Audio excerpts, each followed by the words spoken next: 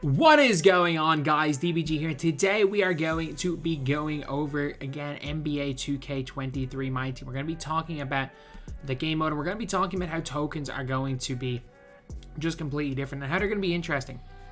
How they're going to be very, very interesting in this game, because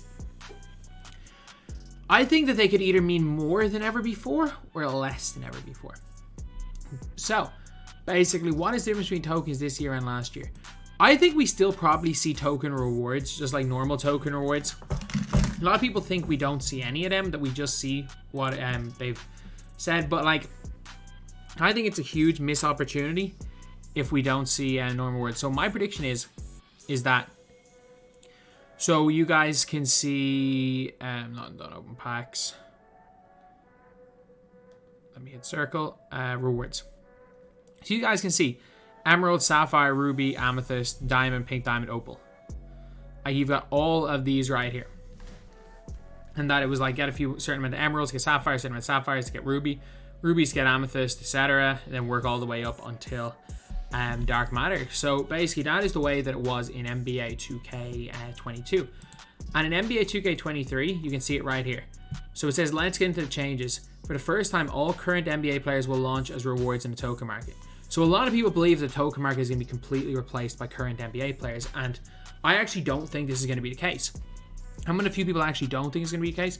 The reason is it says all current players will be made available in option packs. So what we're probably going to see is still the normal token rewards, and then in the token market, we're going to see a bunch of option packs. Now, I don't know how many different option packs are going to be. I don't know what way. Maybe there's an infinite number of cards in option packs. And we get, I don't know, 6 tokens for a Dallas Mavericks player.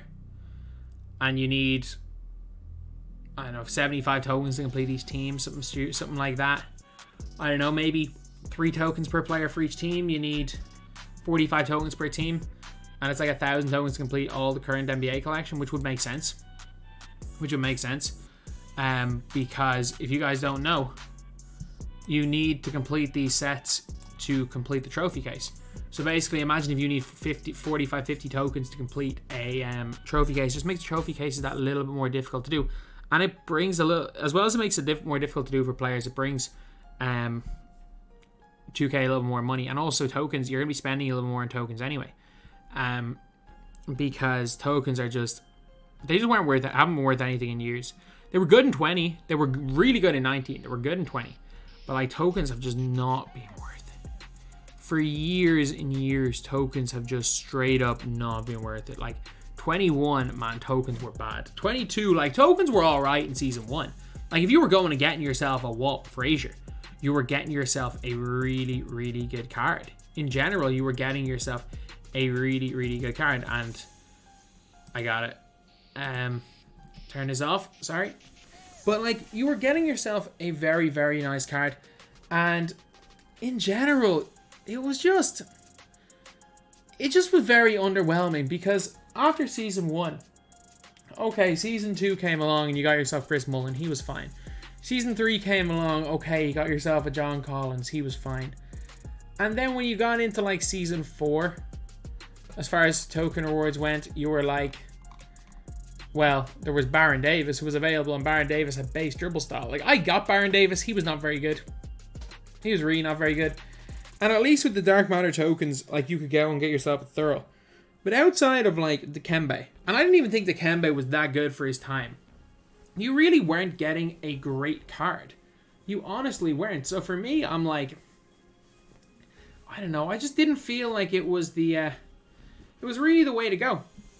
I did not feel like the token market has had any relevance. But at least with this, it's a reason to get 1,000 extra tokens. It is a reason. Like, if it does end up being, like, if 2K end up making it something ridiculous, by the way, and like, this is how 2K can screw up this entire concept, is by doing this. Sorry, camera back. This is how 2K can screw it all up. If they bring this in. If they make base set Emerald players 3 tokens, make base set Sapphire players 6 tokens, base set Rubies 15 tokens, and base set Series 1 Amethysts 30 tokens. So that means to complete, like, say for example, the Mavericks, unless all the golds are 1 token, and the golds are probably going to be 3 tokens as well. Like, if you could somehow might be looking at like 3,000 tokens needed to complete like the current players, which is a ludicrous amount of empty, which is an absolutely ludicrous amount of empty. And it's not really anything good. Like, we all had way too many tokens this year, but the solution isn't just making things that like shouldn't be needed to be purchased with tokens very expensive and purchased with tokens, so you need a crap load of them to do anything. And that shouldn't be the alternative. It should be good things to get your tokens. But if they do make it so that, I don't know, maybe 6 tokens can get you a Luka Doncic, I'm cool with it. If it's 30 tokens for a Luka, like, because we can see here he is an amethyst. If Luka Doncic ends up being like 30 tokens, then I'll be like, okay, this is not the greatest idea in the world. But if he's like 6 tokens, I'm cool with it, because they're going to suck as amethysts. Like, if we look at token amethysts, I know obviously I've got Serge Ibaka, but you can't tell me that like Ronnie Brewer is not significantly better than any of the NBA current Series 1 amethyst cards, because he is. You can't tell me that like Downtown Freddie Brown for Season 1 was not better than all the current cards. You can't tell me that Steven Jackson wasn't better, because Steven Jackson was alright. You can't tell me that Serge Ibaka was even comparable to any of the like NBA current Series 1, because these cards are all scrubs, and they always have been scrubs since the very start. And because they're in option packs, everyone's saying that these are going to completely replace the token market. Because you can see them in option packs, I highly doubt that we see anything too extortionately priced. I reckon it's going to be, they're going to find a way to make it between 1,000 and 1,500 tokens to complete every single team. And you might be saying, oh, that's an extortion amount. It is and it isn't. It is and it isn't. The only reason people are ever going to get these cards is to complete the trophy room. And trophy room is probably not going to be completable until season 3 or 4. So to complete a couple of these, having to complete 5 of these every season, which is like 60, 70, which is like 75, 80 tokens. I think anyone's going to be that. Well, it's going to be literally 75 if it's 15 per team. We're not 50, sorry, it's 45 per team. What am I talking about? Like, if it's 45 per team, and to complete 5 teams, like 200 tokens, which isn't the worst thing. It's a lot, but it's not like an ungodly amount at the end of the day. It's completely doable, as well as also, I reckon, working your way up the token market anyway, because they would have specifically said they would be available in the token market, and it says we'll launch rewards in the new token market, and it says option pack. So I do think we still see the progression of emerald to sapphire to ruby to amethyst to diamond to pink diamond, like we have in previous years.